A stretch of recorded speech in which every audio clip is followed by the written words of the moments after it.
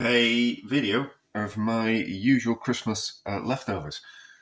So at the end of the Christmas functions, there is leftover cranberry sauce, which I kind of think it's not going to hang around uh, for a whole nother year to be used, and people don't really kind of eat turkey outside of Christmas. So what we do is we turn the cranberry sauce into Cumberland sauce. Not really. Well, I kind of say Cumberland sauce. It's not really Cumberland sauce because it's made with cranberries rather than red currant jelly. But it's a Cumberland-ish type of sauce, and it's particularly good with pate and those type of things. It's a little bit too thick to be classed as a Cumberland sauce anyway. Cumberland sauce tends to be a little bit more runny, but I like something that's like this. So this is last year's, so it's got more of a consistency of jam. And because it's been aged a year in the jar, it's particularly more delicious than it was when I made it. But it's not really there is a base recipe to this, which I'll put in the description, but it's a kind of a use the opportunity to use things up. So we have got some, the base of it will be cranberry, but you kind of go through the cupboards and see what else we've got. So we've got some cheap marmalade, which I must have bought by mistake. Half of that can go in. I think we've got another idea to do something with that. So half of that can go in. And then I bought some red currant jelly by mistake. So half of that can go in to get used up. And then we've got some oranges, which aren't really great quality. They're the cheap ones in the supermarket.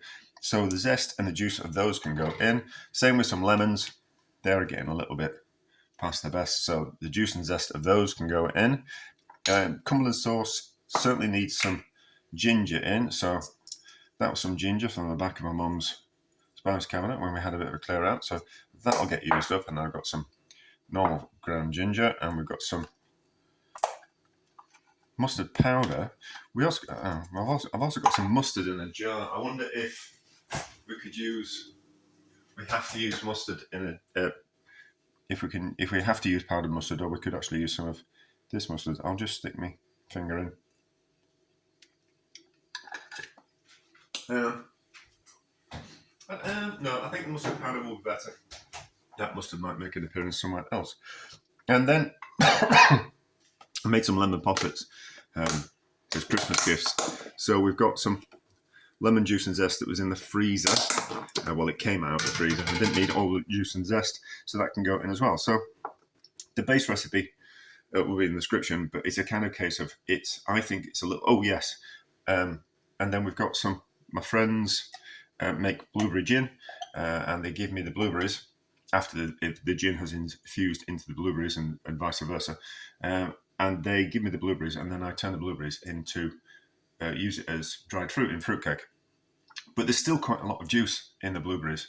So what I do is I squish them and then squeeze the excess juice out. So that is the juice from the blueberries. I've got more. It's just that it filled that. Like I suppose I'll just end up using it in cooking. I'm not a huge fan of the blueberry gin that my friend makes. He makes it a little bit too sweet for me, but he gives it to friends and family as Christmas gifts and birthday gifts and those type of things.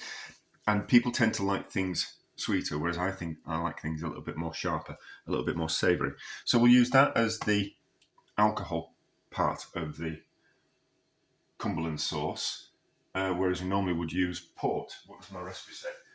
Yes, so it's the rest of my recipe, which is probably a Delia Smith recipe. In Delia, we trust. 4 tablespoons of red currant jelly, 4 tablespoons of port, 1 orange juice and zest, 1 lemon juice and zest. I don't think she puts the zest. I don't think she puts the juice of the lemon in. I think she just puts the zest in. But if we're zesting lemons and oranges, we might as well use juice from both of them. And then a teaspoon of ginger and then a teaspoon of mustard powder. I think it's a little. The recipe's a little bit forgiving, so you haven't got just quite enough ginger. Don't go out and buy more. If you're making a substantial quality, a teaspoon less is fine. You don't have to have the right amount of oranges. I probably haven't got just quite enough oranges. That type of thing. And and then I just kind of use it as a way of also using up other things around the house. So if I had some jam, that would go in. If remnants of, I think we put in some quince jam last year. I have got some.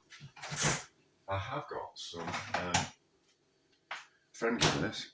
So this is crabapple jelly. But I want that. So, although we should taste it. Oh, I have already tasted it. Let's see how it tastes. If it wasn't very nice, I'd put it in. But I think it's going to be particularly good. No, that's particularly good. It's too good to go in the remnants of the Cumberland sauce. So there's nothing else that I can find in the fridges. Is there?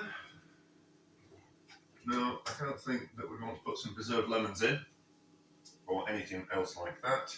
So we'll juice, we'll zest, we'll reduce, and then we'll kind of see where we are. So my plan is to reduce the alcohol down with the... No, I know what we'll do. We'll reduce the juices down. So we'll juice the orange juice down and the lemon juice down to get like a better...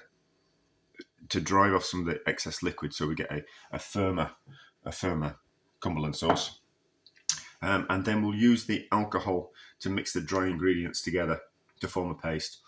And then once the liquid has reduced, not the alcohol liquid, but the fruit juice liquid, we'll tip in the jams and jellies and compotes and things, cook that down, and then we stir in the dry ingredients and the zest at the last minute, cook it a little while, and then jar it up. So we'll reduce some stuff down, and then we'll be back at that stage after we have juiced and zest and reduced.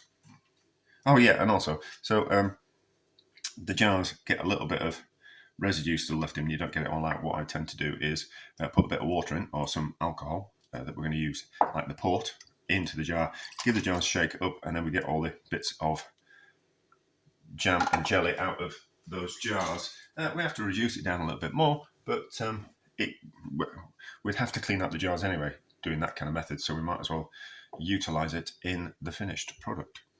Right, so the juice has reduced, and then I've just had to go out, so I turned it off. We've just put a little bit more alcohol in just to loosen that, so it doesn't want to burn on the bottom of the pan. In with the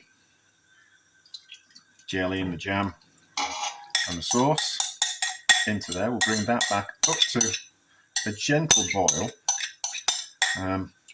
Hopefully it will, by the time it's come up to the boil, it will evaporate off that excess liquid that we put in, and we'll get down to a good consistency. So that's that. Mix it up. We'll probably put the blender through it as well, which is fine. And then I've mixed the dry ingredients, so the ginger and the mustard powder, with a little bit of the alcohol, just to make a paste, just so it melts into that a lot easier. And then I've pureed up the zest with a little bit of the blueberry gin as well. So what we'll do is we'll put that in there like that. No, what we should have done, we should have used that liquid to wash out the bowl when we're going to add it, but not to worry. So there we are. We just need to kind of thicken it up a little bit as we reduce it down, evaporate off some of the liquid, just to kind of compensate for the liquid that's going to be in there. But we'll cross that bridge when we get to it. So up to a gentle boil, turn it down, simmer it, make sure it's at a good consistency, and then we'll add that. So this has reduced down, and I've just given it a little bit of a blend with the hand blender because it was not particularly smooth. I think once you can't like remelt jam and it's set in the same way. Probably something to do. I think so. I don't think you can do that. That's not what.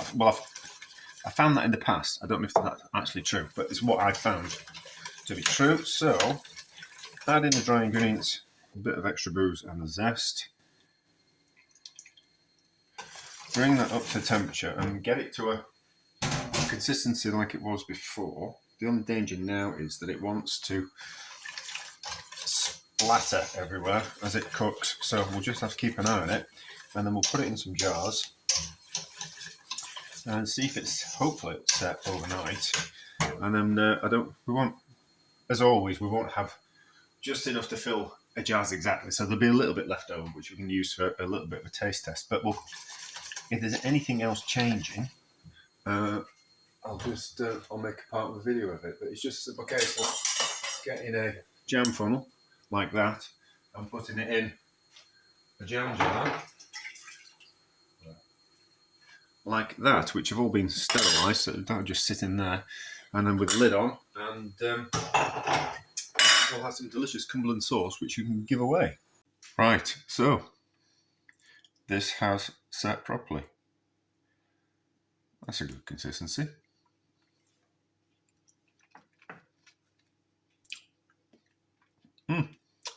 That's lovely. That'll be even better in a few months' time with a bit of age to it. But that'll be perfect with a bit of pate or some cured meats. Success.